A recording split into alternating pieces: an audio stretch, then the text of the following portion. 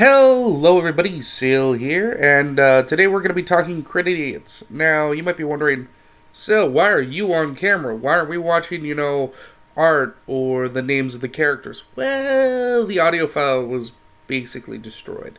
When I went to start editing session 4, I discovered that over 2,000 instances of audio were gone. It'll be dead silence, mono, regular audio, dead silence, for the entire 4.5 hours, which sucks. However, it was one of our shortest episodes where not too much happened. It was a midweek session. We just wanted to play a few hours because it would be a while before we could do another long session. And the next long session is about 6 hours long, so more to our regular timeline. So just to dive right into it, Ibarra took watch after the group returned to their camp. After Spliff set the Alvin mansion on fire, which ended up started a bit of a wildfire in the plains below, as burning debris fell down the side of the mountain. And during the night, Ibarra noticed that he was being watched, the group, and his eyes met with this onlooker in the wild, up in the mountains. And he could tell it was a goblin, but as soon as their eyes met, the goblin sort of dashed out of the way. And the next day, they continued down the hill, or the mountain pass. Ibarra did bring up to the group that they were being followed, I'm pretty sure. But again, since they weren't attacked, they didn't really pay much attention to it. In fact, at this point, they remembered that the highwaymen who took their money in the first session guaranteed them that he would let them pass peacefully on their return, as long as they paid without a fight. So it was probably they decided it was probably just one of his men watching them just to ensure that everything was going all right. So they stopped at the same campsite, and where in the first episode they were attacked by the grass mites. And nobody seemed to notice anything throughout the night, but come morning, Ibarra had a letter beside his head, written in crude goblin speech, and a mixture of orcish, goblin, and common. Clearly, the person writing it, 1, is illiterate, 2, doesn't really have a good grasp of any of the 3 languages. Sort of. A very broken grasp, at least. And it was basically just offering an apology for how rough the highwayman had been. Al went to Burrs, I believe, who could read Orcish, and they sort of translated it, but he really didn't pay much attention to it. So the group got back to the city and sort of rushed their way to the judicial building to meet Sandaria, who was ecstatic that they were fine, especially Zion, of course, being a fellow elf, and both of them members of the same church. Sandaria was very glad that Zion was alive. I'm sorry. Especially because, Zion's mother is a diplomat, and it would probably not go over so well if they, had to tell her that their son died going on a fetch quest for them. And they turned over the crates. And Sandaria discovered that one of the crates contained medicine, which made him extremely happy. And without really knowing how, it appears that Sandaria and the mayor are always in some sort of communication. Because he told them the mayor wanted to see them immediately, even though he was in a meeting. Which some of the players were like, we could totally wait till he's done his meeting, but Sandaria insisted that the mayor was telling him that. So they're sort of rushed through the building up to the mayor's office, and when they enter, the room has a mirror in it now, about body length, and inside the mirror they saw a man who was tall, thin, looked a little sickly, but was wearing very clearly magical masterwork armor of leather, black, with a sort of red decal of a rose over his breast. And he was very clearly armed, and with a very big regal cloak, trimmed in fur. And the mayor seemed to be having a discussion with him, and the man was very clearly heated, and the mayor was very clearly on the defensive. And they were rushed in and introduced to this man as Axel Royce, who is the king of a free city called Wharf, which is where Spliff is from, our resident master of the arcane, as he likes to call himself. which is the nearest city to the city. It's the nearest at all. It's about a month. I want to say a month. Yeah, we're gonna say a month. A month and 2 weeks, give or take, away from the city. Whereas the other closest city would be Stockton, which is 2.5 months away. So they, this is my webcam is mirrored. And it's making me go crazy with my hair. So they basically discovered that Axel's mother was very ill, the mother of the king, and that because Wharf is a free city, that technically is cutting a chunk out of the Human Empire's lands. The Human Empire isn't really a fan of Wharf, and they refuse to trade with them. And the Elven Empire has no way of trading with them where they're so deep in human territory, basically. There is an elven presence in Wharf because it is a free city, and they're definitely going to get in on that. But trade would be extremely difficult, especially since they're on other sides of the massive continent. In order to get a ship from Wharf all the way over to Embrum would require either going all the way around, like a multi-year journey to the east, or going to the far north, where you'd probably eventually just hit ice caps and there wouldn't be a passage. At least not one recorded.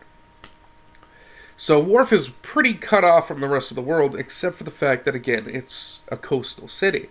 So the places very close to Wharf are very anti-Wharf, but it's able to trade with the other side of the inner sea and other places beyond the reach of the Human Empire.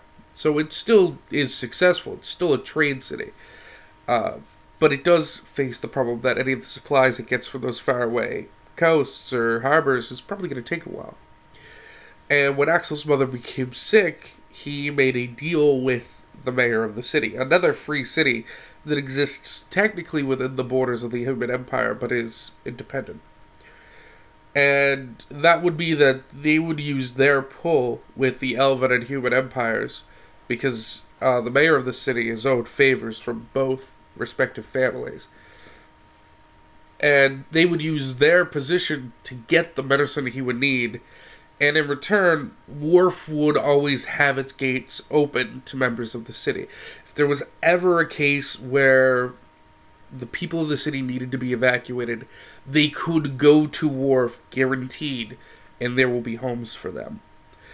Axel would kick out his own people if he had to make room for them. That's how adamant he was on the deal. And the players discovered that because the last two convoys from the south had gone missing, had been destroyed, they discovered by dinosaurs rampaging because of the aggravated raptor activity, that there hasn't been medicine, and his mother is beginning to slip. So the players are basically given a new quest, a delivery quest from the mayor, who is pretty much at Axel's mercy in this case. The mayor wants this failsafe for his people very seriously, because he understands that occasionally evil can rise so strong that even he might not be able to do anything about it. So he's very much at Axel's mercy, and Axel knows that. So the players agree to help, but they say that they need a week to prepare their gear, or I think they settle on 4 days, because Axel is aware of the fact that they just got back from rescuing the medicine. So already the players were sort of on Axel's good side, even though he didn't really show it that well. That's more of an Axel thing in character. So the players agreed to take 4 days, I want to say it was, to do downtime things to get ready to go. And we're basically just going to quickly go over the highlights of, like, the first 2 days, because that's literally all this session encompassed. It was the first 2 days. Burrs, Trevor, our player who plays the half-orc paladin, Burrs Grinham, sorry. He went to find a blacksmith, and the mayor directed him to the forge master, someone who the city hires to do most of their forging. There are other blacksmiths in the city, of course, but this man is reputed as being the best. In fact, several of the players would visit the Forge Master named Grulak Then over the next few days, including Ibarra, which was an interesting sort of moment, especially since Ibarra goes to him on Burz's recommendation. And they meet Grulak, who's this one-legged orc, this massive orc. And Burz has him forge a set of dragon scale armor. Now that, of course, in game will take a very long time to happen, so he didn't plan to get it before Worf, and he doesn't. But Grulak agrees to do it at a heavy discount because of how many of the scales Burz supplies. And Burz offers to add even more of his scales beyond what was needed for the armor to help reduce the price. And they have a good time and they feast, and Burz discovers that Gru is an old paladin of the Thryban god of the feast. And that's all well and good. Ibarra pays him a visit as well to buy an axe. Ibarra has a bit of a racial thing against orcs, so when he discovers it was an orc, he was very upset. But he gives him an axe, that magical axe he ends up buying, which is very strong. And Ibarra is alright with him. Beyond that, I think the only most notable thing that happened, Spliff and Tom spent a bit of time learning new spells, as did Griff. Griff spent time learning new spells and evolving Duke. Zion spent a little bit of time going to Gru, a little bit of time with the mayor, and a little bit of time with his mother. But I think most of what happens with Zion happens in the next episode, in the last 2 days. One thing that does happen is that Zion and Kavath go to a woman named Sherseh, who is the keeper of the dead. She manages the catacombs and the tombs for the city, and is a worshipper of the Raven, the Raven Queen. So they go to her because she's a powerful religious caster, and she reverses the effect on their stats for a fee. And they're all pretty okay with that. Kavath also spends a bit of time in the bar, trying to secure a supply route, basically, for his own intentions to open his own bar. And Todd spends some time with his master, and they had a very touching scene in this episode, which kind of sucks that we miss it, where he returns horseless and explains the exploits they went on with his master, Saigo. And Saigo, they have a really deep moment where, it's very clear that Saigo considers Zin his son, even though they're two different races from two different worlds. And he gives him his old wakizashi, which is a powerful magical device that changes its shape and abilities based on the season.